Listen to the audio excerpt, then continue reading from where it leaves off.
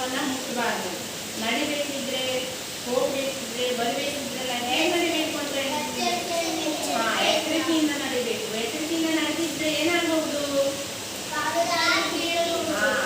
ಯಾರು ಬೀಳ್ಬಹುದು. ಹಾಗಾಗಿ ಮಳೆ ಕುರಿತು ಒಂದು ಸಣ್ಣ ಹಾಡಿದೆ, ಅಭಿನಯ ಮಾಡ್ತಾ ನಾವು ಆ ಹಾಡನ್ನ ಹೇಳೋಣ.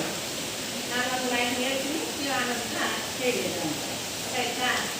ಗೋಧೋ